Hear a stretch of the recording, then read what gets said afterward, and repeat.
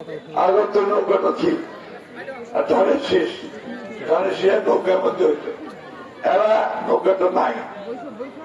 নৌকার যিনি কান্ডারি আমাদের সাবেক প্রধানমন্ত্রী হাসিনা, উনি আপনাদেরকে ফেলে ভারত ফেলে দিল্লি থেকে বসে আছে আর আমাদেরকে বিপদে ফেলে দিয়ে গেছে, তাই না? থাকলে অন্তত একটা গণতান্ত্রিক অবস্থা চলতো, তাই তো? এখন আছে নতুন একটা মার্কা আসছে আমাদের সামনে। আপনাদের ছেলে তার প্রতিনিধি দাঁড়াইছে বেগুনবাড়ি, তাই না? ভারত ছেলে, অল্প বয়স, এরা ভারত ছেলে। আমরা পুরাই আমরা বহুবার ইলেকশন করছি, এমপি হয়েছি, সরকারটা চালানোর অভিজ্ঞতা আমাদের আছে।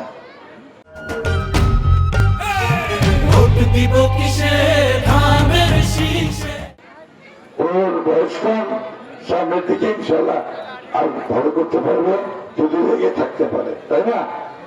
আমার তো শেষ সময়, এটাই আমার শেষ নির্বাচন। আমি আপনাদের কাছে শেষ সময় আসছি। এইবার আপনারা আমাকে আরেকবার সুযোগ দিবেন, দানের শীর্ষে ভোট দিয়ে আপনাদের কাজ করাতে। আমরা দেশটাকে স্বাধীন করছিলাম, পাকিস্তান থেকে আলাদা হয়ে গেছিলাম। পাকিস্তান আমাদের উপরে অত্যাচার করত, তারপরে আমরা আলাদা হয়ে গেছিলাম। আলাদা হয়ে বাংলাদেশ স্বাধীন করছে।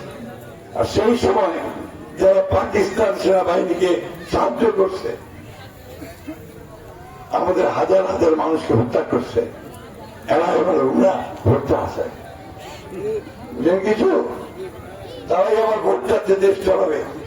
যদি দলটা আমার দেশে বিশ্বাস করে না, স্বাধীনতাতে বিশ্বাস করে না, তার কাছে আমি ভোটটা দিয়ে দেশটা কি সর্বনাশ করবো নাকি? করবো না, তাই না? এই কথাটা আমাদেরকে বুঝতে হবে। আমরা 1971 সালকে সব সময় মাথা উত্তোলিত রাখতে চাই, কারণ ওইটাতেই আমাদের অস্তিত্ব, বাংলাদেশের অস্তিত্ব, ঠিক কিনা?